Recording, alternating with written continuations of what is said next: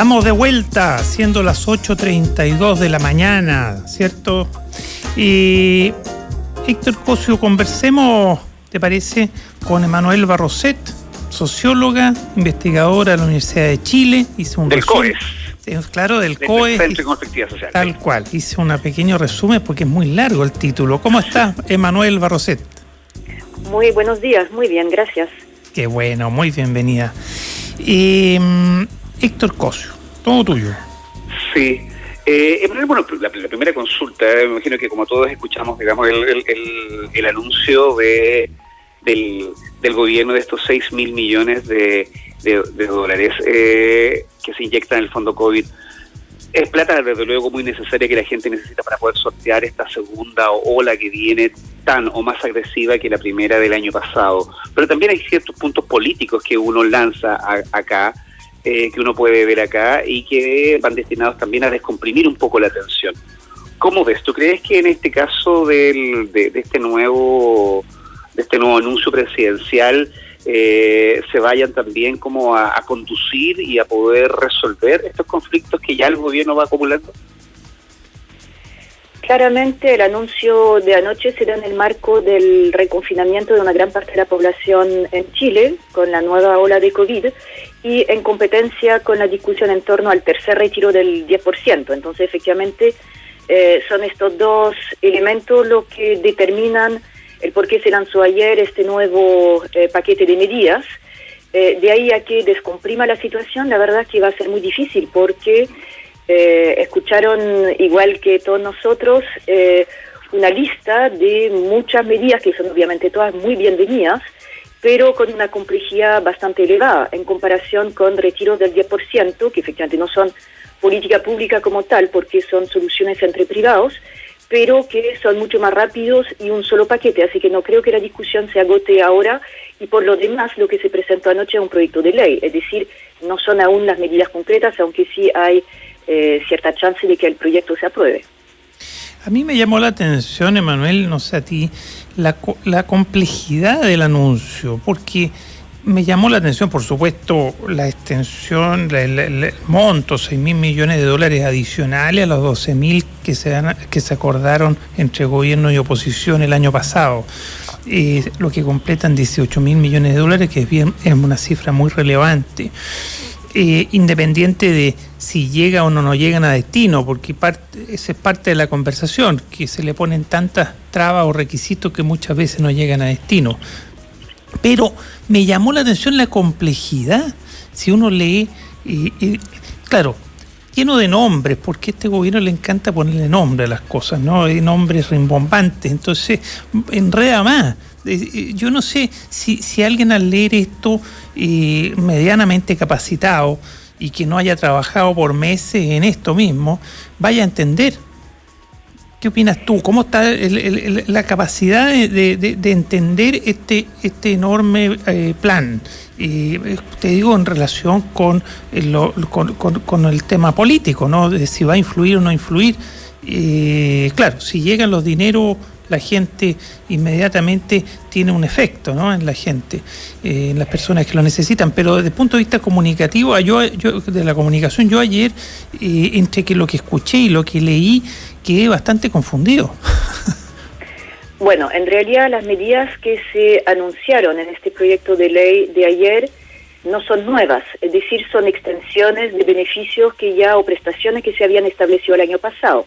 Tanto el bono COVID-19, el ingreso familiar de emergencia, o también el bono de clase media y otros más que fueron anunciados ayer, son extensiones de políticas públicas y subsidios ya establecidos anteriormente. Esta vez la diferencia en que se amarran a si las comunas están o no en cuarentena. Entonces, efectivamente ya era complejo y le agrega una complejidad adicional. Mi sensación es que este discurso, si bien fue por cadena nacional, era más bien de especialistas a especialistas, hablando en términos de gasto público y de optimización del gasto público, más que a un país en crisis y que necesita enfrentar claramente lo que viene. Entonces, efectivamente hubo de eso, pero también tenemos que saber que el gasto no es infinito, hay que optimizar y este gobierno se mantiene aún en una política de focalización del gasto, que es la discusión que hay también detrás de todo esto, de hasta qué punto tendríamos que pasar a una política más bien de tipo universal, transferencias directas, como lo han hecho otros países, versus mantener políticas de focalización que tienen ventajas y muchas desventajas, sobre todo en términos de la complejidad. Hay que recordar también que todos los beneficios que se han diseñado desde el inicio de la crisis sanitaria, si bien están listados en una página web, hay que tener acceso a Internet y a la web para poder beneficiarse, y son una lista bastante compleja. Efectivamente lo vimos en la pantalla anoche.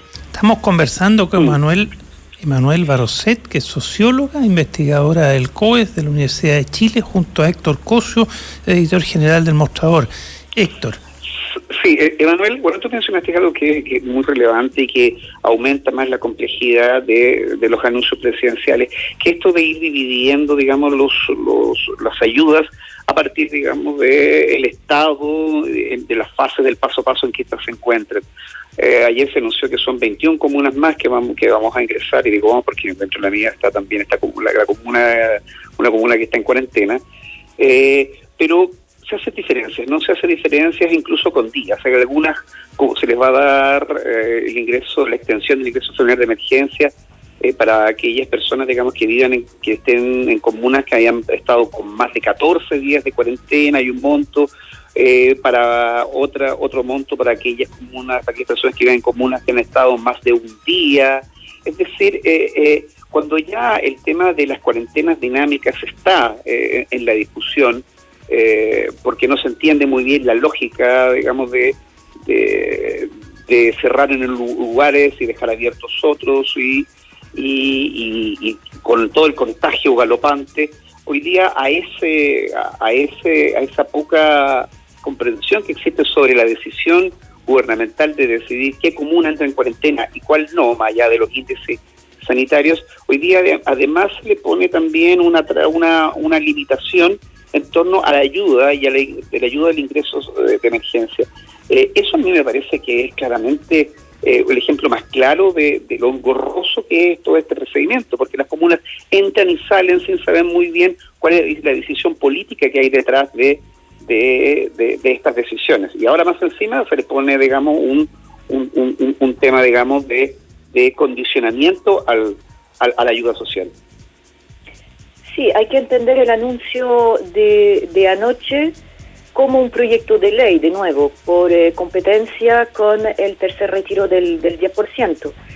Hay un elemento que es muy importante señalar, que es que si uno divide la población chilena en los famosos quintiles, hasta el momento, desde el inicio de la crisis sanitaria, lo que más ha compensado la baja de los ingresos de las familias, particularmente de clase media, es el retiro del 10% del ahorro. ¿Ya? Esa ha sido la política pública, digamos, no política pública, sí, en claro, el sentido que son retiros de los propios ahorros de las personas, que ha llegado más rápidamente a la población y ha permitido compensar la baja de los ingresos para partes importantes de la población, los quintiles 3 y 4.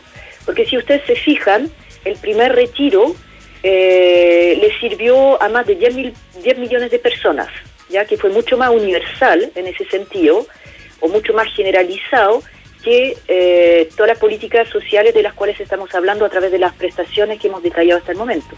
Y el segundo retiro fue solicitado por más de 7 millones de personas. Y lo que recibieron las personas de sus fondos de ahorro es superior a 1.300.000.000 de pesos. Y esto es dinero que llegó, recordarán, en menos de 10 días. El tema, efectivamente, que hay más de 3 millones de cotizantes que se quedaron sin fondos. Entonces, hay una parte de la población ahora que no va a poder retirar más, pero sí hay una parte que va a poder retirar. Entonces, yo creo que el discurso de anoche fue más bien para especialistas, para la discusión que viene, y no tanto para la población en general en ese sentido, por el nivel de complejidad y sobre todo porque no es un anuncio de medidas concretas que parten la próxima semana, sino que de un proyecto de ley. Claro, qué bueno que eso llama la atención siempre de este gobierno y del presidente Piñera, que anuncia cosas como si fueran una realidad. La gente se hace la expectativa y después se trancan o se modifican en una discusión y mejoramiento en la discusión parlamentaria. Pero ya ese apuro por anunciar tiene un efecto negativo, pues. La gente se frustra. Y además, este anuncio, voy a leer una parte que me sorprende mucho, más allá de rescatar y por supuesto festejar que el Estado, el gobierno abra la billetera intentando ayudar a la ciudadanía y a las pymes, ¿no? Y en ese sentido hay que festejar estos 6.000 millones de dólares. Ojalá los proyectos de ley que lo permitan se vean la luz y sean rápidamente tramitados. Pero esto es un anuncio que intenta ser ecuménico, que intenta ser, festeja a los parlamentarios, les dice que bien que han estado. ¿Sí? Al final del discurso trata de ser como un presidente que convoca, amable, que genera lazos entre los distintos sectores para enfrentar la pandemia. Pero mira lo que dice acá, sí, impresionante. En el párrafo tercero habla de que hemos construido una red, se refiere al gobierno, y desde la pandemia, hemos construido una red de protección sanitaria y una red de protección social. Como si la red de protección social hubiera iniciado este gobierno. Y la red de protección social es algo que se ha heredado de gobierno en gobierno y se ha ido mejorando, ojalá, y profundizando, pero no la construyó este gobierno. Entonces eso es como pegarle una cachetada a la oposición, ¿no? Emanuel. Sí, a ver, hay que tomar en consideración también que este gobierno llegó al poder con un programa que no pudo aplicar para nada, es decir, presentó un programa que se basa en el crecimiento económico, cuando ya el crecimiento económico iba más lento por la crisis internacional a partir de 2014, la baja del cobre. Entonces es un gobierno que respecto del programa que quería aplicar ha tenido las manos bastante atadas y al poco tiempo le tocó el estallido y después la pandemia. Si ustedes miran también las reacciones que han tenido muchos gobiernos alrededor del mundo, la verdad es que todos han sido reactivos más o menos frente a la crisis, pero la verdad es que tener un plan para salir y navegar de esta crisis actualmente, ningún gobierno lo está haciendo bien, ¿ya? Y además este gobierno enfrenta una situación antes de la pandemia que ya era muy compleja y efectivamente con relativamente poco que gastar. Ahora el alza del precio del cobre es un poco un salvavidas, de hecho parte del gasto se va a hacer gracias a los ingresos adicionales del cobre, pero la verdad es que el margen de maniobra, especialmente para un gobierno de orientación liberal en lo económico y que por lo tanto no quiere abrir la billetera en grande, por ejemplo, a diferencia de lo que está haciendo Joe Biden en los Estados Unidos, que va a acrecentar el déficit, pero por algún lado va a relanzar la economía, este gobierno no está dispuesto a hacerlo. Entonces también hay una camisa de fuerza ahí, porque la ortodoxia liberal en general no quiere como ahondar el déficit público. Claro, la reactivación de la economía, tal como explicaste, Manuel, vino por los retiros del 10%, es decir, vino por ese lado, independiente que el Estado ha asignado recursos. Hay un acuerdo de 12.000 millones de dólares en curso donde se ha gastado un poquito más de la mitad, y estos 6.000 que van a aportar, van a ayudar, pero la verdadera inyección a la economía vino desde los retiros del 10%. Estamos conversando con Emanuel Baroset, que es socióloga, investigadora del COES de la Universidad de Chile, junto a Héctor Cosio, editor general del Mostrador. Héctor. Sí, respecto a los timings que mencionaba Emanuel, claro que efectivamente estos son proyectos de ley que no tienen una tramitación tanto muy expedita ni muy rápida, aunque lo intenten. Esto no son ayudas que van a llegar inmediatamente a la gente. Uno lo que podría leer también, y eso lo mencionábamos en el primer bloque, justo antes de entrar en esta entrevista, es que aquí se utilizan siempre también los anuncios presidenciales con un fin político inmediato. Y aquí lo que uno puede observar es que un poco el destino de este anuncio presidencial estaba destinado a los especialistas, pero también a la clase política, específicamente a la clase política del sector oficialista, porque era el sector oficialista el que estaba empezando a sumar críticas muy fuertes contra la administración de Piñera por el desfase, digamos, por esta lentitud en apoyar a las familias que hoy día, digamos, se ven muy complicadas por el tema de la pandemia. Y lo que hacen fundamentalmente es tratar de suprimir las críticas al gobierno. Lo que nosotros nos pudimos enterar, y se lo comento, digamos, los tres para conversarlo, es que el gobierno, en la comunicación que tuvo ayer con los presidentes de partidos, lo que buscaba en definitiva no era tanto frenar el proyecto del 10% ni los apoyos oficialistas que puedan tener, sino que en el caso, digamos, de que los parlamentarios oficialistas apoyaran el tercer retiro, no lo hicieran argumentando críticas al gobierno. Y eso, de alguna manera, es lo que se logra suprimir con la oportunidad en que sale este discurso anoche. La idea, digamos, de poder calmar las aguas al interior, digamos, de las huestes del oficialismo para que no se conviertan en más críticas con el gobierno, dejando de alguna manera, y uno lo podría interpretar así, una vía libre hacia el tercer retiro, porque tal como decía Emanuel, si hay medidas que han ido directamente en apoyo social, estas han sido, digamos, derivadas entre privados, como por ejemplo el ahorro de las propias personas que están en el fondo de pensiones. ¿Compartes esa idea del timing, Emanuel, en que esto sale para poder aplacar también el fuego interno? Sí, hay que recordar que hay una discusión de fondo ahí, de que cuando partió el tema del retiro del 10% a mediados del año pasado, no es solamente una solución temporal a la crisis económica y sanitaria. Está de fondo toda la discusión sobre el modelo económico chileno, y recordarán que toda la tramitación del primer 10%, en el fondo, para mucha gente que estaba a favor, no era solamente una medida de alivio, sino que era fundamentalmente atacar, como se dijo en su momento, al modelo neoliberal, es decir, el sistema de AFP, y había también toda una discusión en torno a recuperar fondos pillos. Es decir, lo interesante detrás de todo esto, que el retiro del 10% tiene un significado que no es exactamente el mismo que, por ejemplo, las medidas de las cuales hemos hablado. Es de alguna manera la única brecha que parte de la población ha podido entablar respecto del modelo neoliberal, pero ojo, no es necesariamente en la dirección de un sistema más solidario, digamos más transversal entre los grupos con solidaridad, sino que es recuperar lo que es mío. Entonces también hay un dejo individualista ahí que es bastante complejo. Y el tercer retiro, si bien está menos presentado así como la brecha del sistema neoliberal, en el fondo lo que va a hacer es agotar definitivamente el sistema de AFP, que por lo demás hay una reforma en curso también.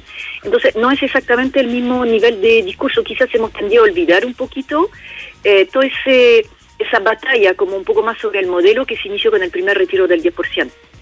A propósito de eso, Emanuel Barroset, socióloga del COES, de la Universidad de Chile. COES, para los que no saben, significa Centro de Estudios de Conflicto y Cohesión Social.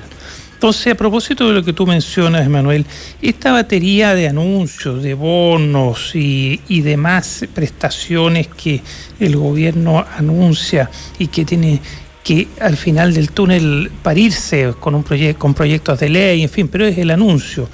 Y ¿va en el sentido correcto de disminuir la conflictividad social y de aportar a la cohesión social? A ver, yo diría que este anuncio hoy, la verdad que es poco lo que puede hacer respecto del nivel de conflictividad que hay en la sociedad chilena, porque estamos en un ciclo de acción colectiva intenso desde 2011, que por lo demás había partido alrededor de 2006. Sabemos todas las demandas que se han ido acumulando en los 15 últimos años, y este ciclo de conflictividad ha ido creciendo, es decir, el 2011 con los estudiantes, todo el movimiento No Más AFP, el conflicto mapuche, que es mucho más antiguo que eso, después va a venir el conflicto feminista en el 2018, y ahí vamos sumando hasta el reventón de octubre. La pandemia obviamente aplaca en parte las movilizaciones, pero no las anula, y los estudios que hemos realizado entrevistando a la población o haciendo encuestas desde el inicio de la pandemia muestran que es muy probable que vuelva una ola de conflictividad cuando las personas puedan empezar a salir.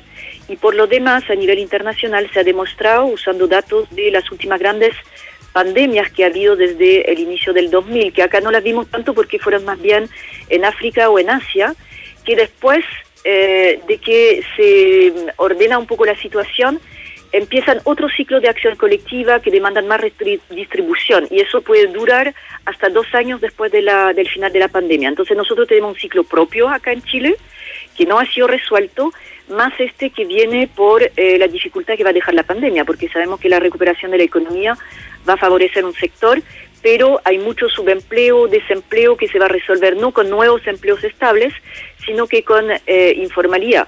Entonces, este tipo de anuncio obviamente que no necesariamente hace mal, pero respecto del nivel de conflictividad que hay en la sociedad chilena, desde antes de la pandemia, la verdad que no son este tipo de cosas las que permiten realmente reparar la cohesión social. Héctor Cosio, editor general del Mostrador.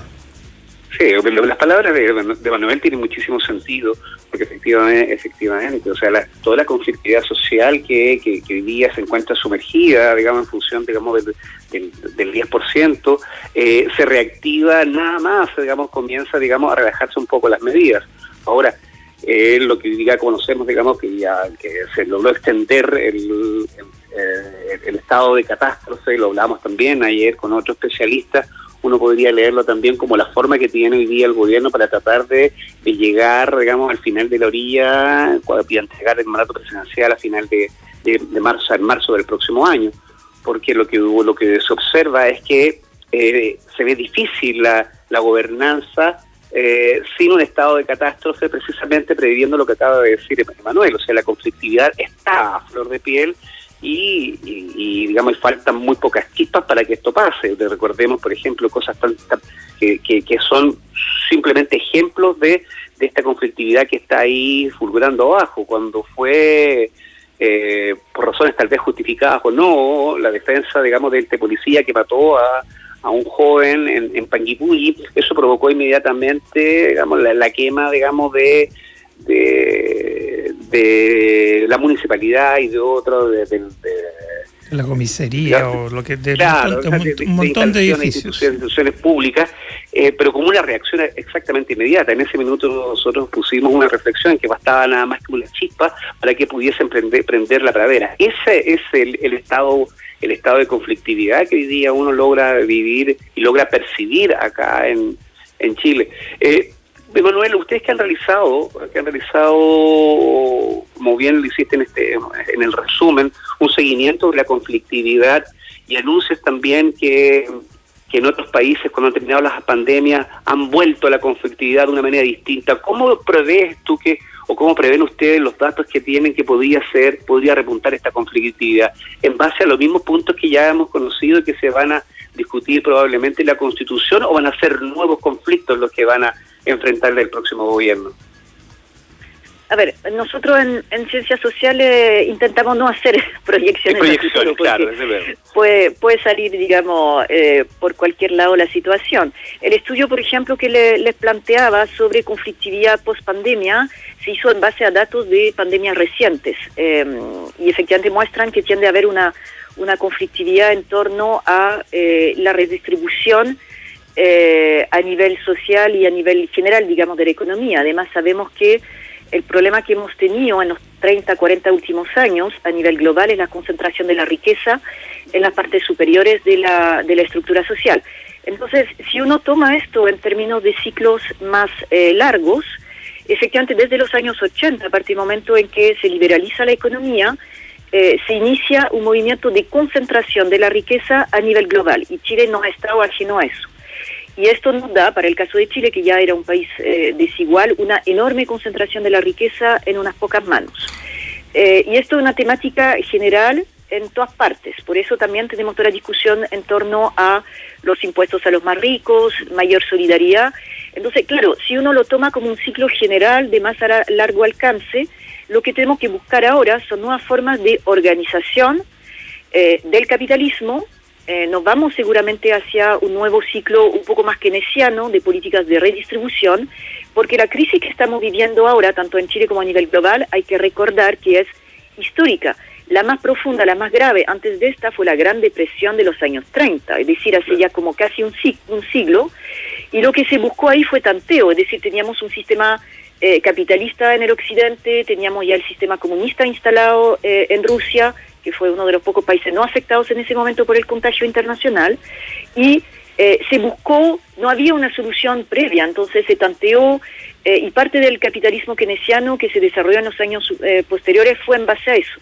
Entonces ahora vamos a tener que tantear nuevas soluciones, nuevas formas de organización y, por ejemplo, uno de los temas que más se discute en este momento es un ingreso universal básico, que incluso en Chile empieza a haber unas primeras propuestas en ese sentido, que efectivamente tiende a simplificar muchas de las medidas sociales muy complejas que van por la optimización del gasto, pero eso se está discutiendo en muchos países e incluso en Chile.